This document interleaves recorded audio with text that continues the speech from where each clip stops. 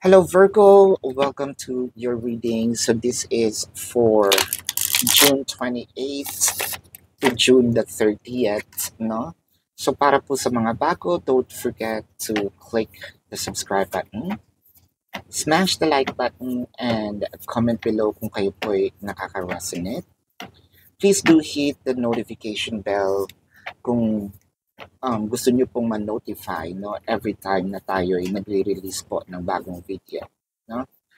Kung gusto nyo po ng dalawang reading po mula sa akin, nasa kabilang channel po, that is Babaylan TV. Yan po ang ating unang channel catered for our international audience. No? So, nagla-live din po tayo doon. So, kung gusto nyo sumali para makapagtanong, you're very much welcome. Ayan. So, kung hindi nyo po naaabutan yung live sessions po, no, sa ating kabilang channel, pwede naman po kayong magtanong, no, dito sa YouTube videos sa comment section as long as the question is answerable by yes or no, no? Pero kung feeling nyo hindi kayo masasatisfy sa yes or no na sagot, sa description box po ng video, meron po dong link. All you have to do is to either copy the link or click the link, no? You're gonna be routed to my website. And nandun po lahat ng information how to ask a question through form. Meron din po tayo doong QR codes, no? For the payment, and you're gonna see the promotions of 4 question plus 1, no? Kung gusto nyo rin po mag-avail ng ating private reading, doon din po yun sa description box. So Virgo, I want you to know that this is a general reading. You may resonate with the entire reading, or you may resonate with some bits and pieces of the reading. Take what's only yours. Virgo, magsimula na tayo. Wow. Virgo. Meron tayong gustong mangyari. Actually, this event, situation, happenings, matagal na natin siyang minamanifest, no? Matagal na natin siyang gustong mangyari, matagal na natin siyang gustong ma-experience. Pero the more na gutom tayo, no? Or gigil tayo to make it happen, it felt like imbis na kahit gumawa pa tayo ng paraan, it felt like na parang nabablock, no? Parang may kung anong force na parang nagsastop, no, for that event to happen. What I am seeing in here is this might be inflicted by other people around you, or it might be, ang worst dito is baka si person pa mismo, no? So naka-flip pa naman, no? Or nakataob pa naman yung mga cards. So let's see who this person is with the Four of Swords and the Three of Cups. What you truly wanted here is to have a celebration. Pero napapagod na tayo. Napapagod na tayong somewhat kumilos, napapagod na tayong somewhat umasa, no? Yung iba kahit sa pag-asa na lang, medyo pinanghihinaan na ng loob. One of those questions probably that, let's say, been hanging around in Virgo's mind is this connection gonna go to a deeper level of commitment, no? Kasi parang I'm losing everything, even the enthusiasm, no, to be with the person. I feel the exhaustion, sobrang pagod. With the Nine of Swords and the Hangman. I feel like ang daming stress, no, ni Virgo ngayon. Um, it might be a piled up situation. It can be, sabihin natin, romantically, meron siyang challenges.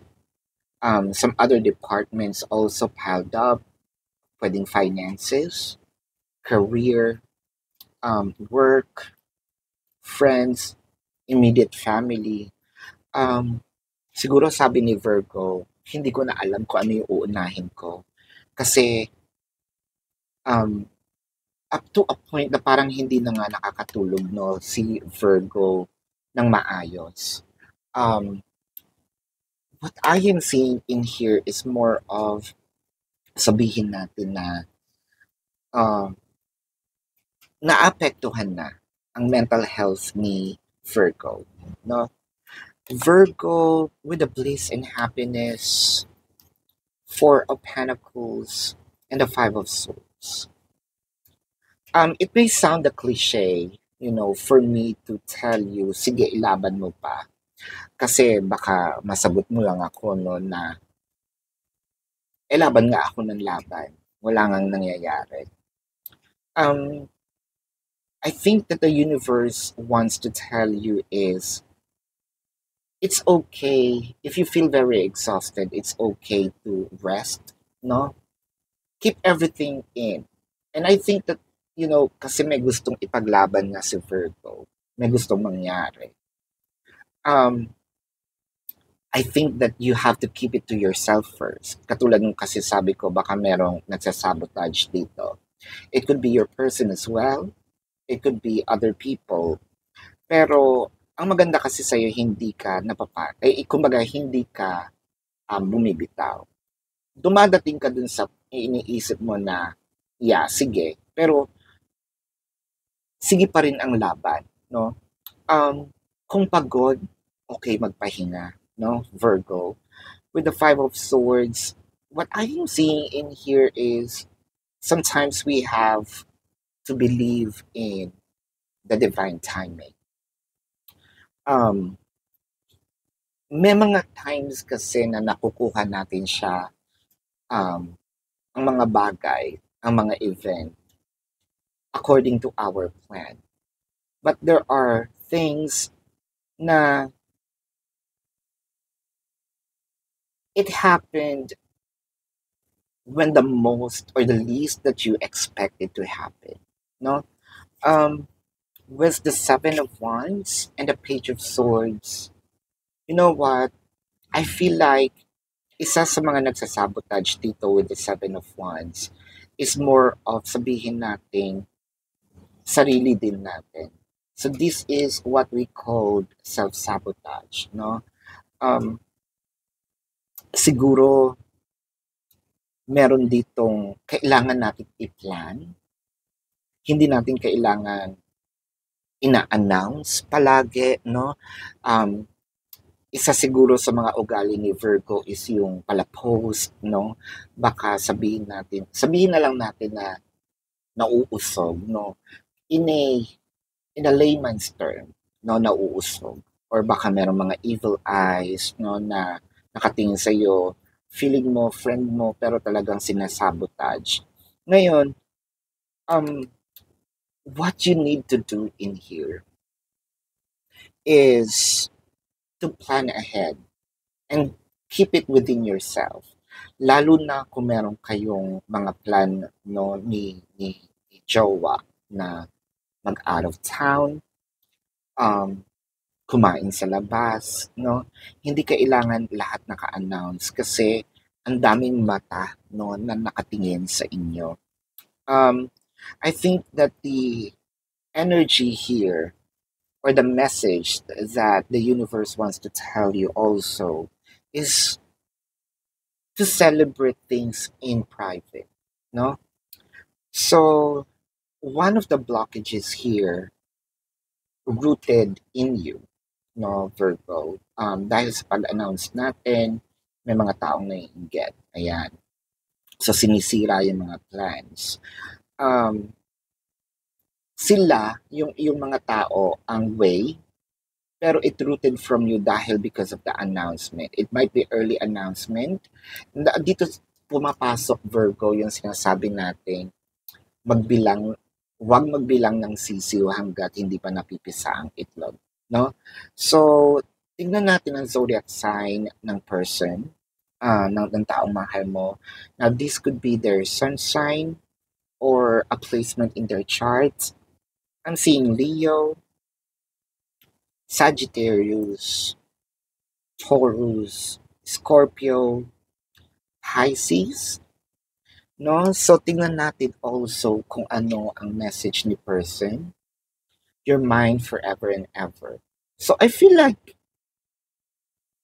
maniwala tayo sa divine timing, ano? Um, Hindi porket gusto nga natin. I think this is a line in a movie. I think that's John Lloyd, no? Hindi lahat ng gusto natin nakukuha natin.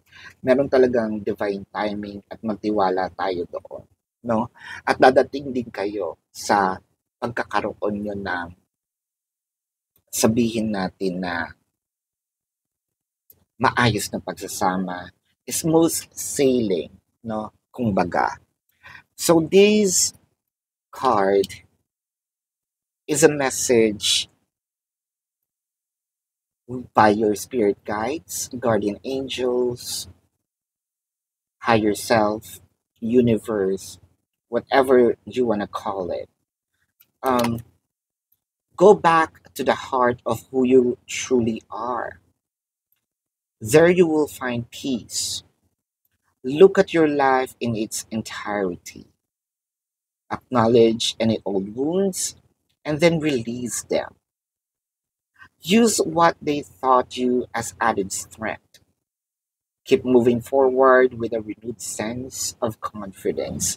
I feel like ang daming baggages also na nasa puso natin ngayon, Virgo, no? Um, ang sinasabi dito, no, is more of um, mag-shadow work tayo, no? Face our fear. And once we conquer it, let it go, no? Kasi the more na bitbit natin yung mga baggages, yung inis, the more things are also one of the blockages, no? Kasi it weighs down the manifestations, no? So ito po ang iyong reading, Virgo. Again, para po sa mga bago, don't forget to click the subscribe button, smash the like button, comment below kung kayo nakaka-resonate, and hit the notification bell. Kung gusto niyo pong sumali sa ating live sessions sa kabilang channel po, that's Babaylan TV. Yan po ang ating unang channel catered for our international audience. At meron din po tayong mga mangilan-ngilang readings doon. So, take advantage of checking, the videos as well. Kung hindi po kayo nakakaabot sa ating live sessions, sa comment section po ng video sa YouTube, hindi po sa TikTok, sa YouTube, no? Pwede po kayong magtanong as long as the question is answerable by yes or no. Pero kung feeling nyo po, hindi po kayo masasatisfy sa yes or no na sagot lang, no? Sa description box po, there is a link. All you have to do is to either click the link or copy the link. You will be routed to my website, no? Nandun po yung information, yung amount per question, no? The QR codes, ayan, modes of payment, nandun po. I also have a promotion of 4 questions plus 1. And if you also want to avail our private reading, nasa description box din po yan. So this is your reading, Virgo. Love and light to you. Namaste. See you po, no, sa susunod na reading. Goodbye.